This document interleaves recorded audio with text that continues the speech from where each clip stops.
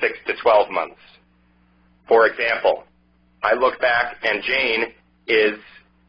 over 7 months and Jane to determine that Jane is not a full-time employee.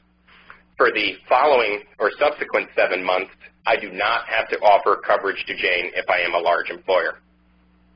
Finally, full-time equivalent employee is, this is important because the number is slightly different.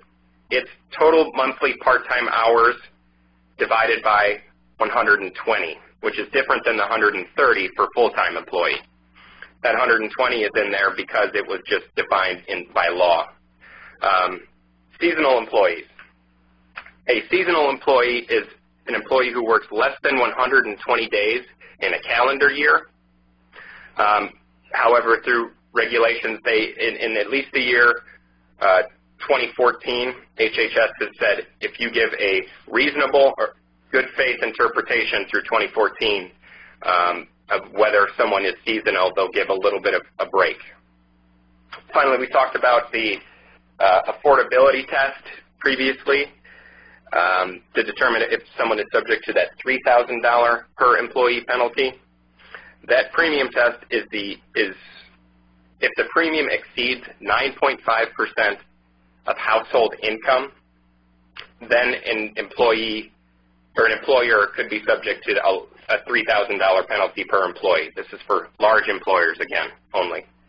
However, the IRS came back and said, well, it's very difficult for an employer, in fact, illegal for an employer to know household income, so they give this affordability safe harbor.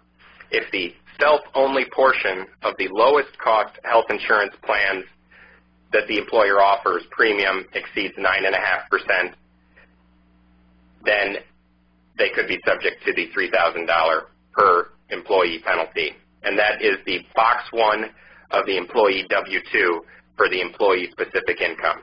So if that premium, the self-only portion of the premium exceeds 9.5% of box 1 on an employee W-2, they could be subject to that penalty.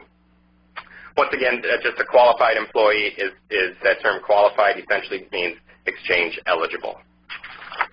So we'll move on to the chronology next.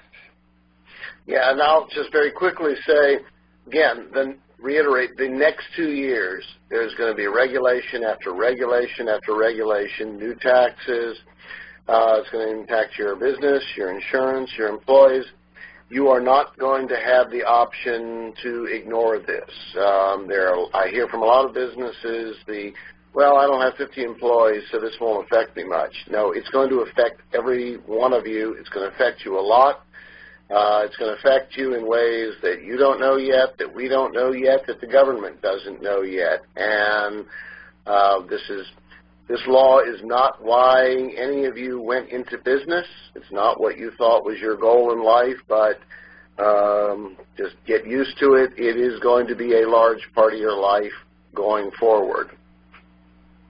Kevin? Yeah, and just to reiterate, that glossary, this presentation will be posted immediately following the webinar on NFIB.com. That glossary is the main intention of there. I know we went through a lot of things very quickly.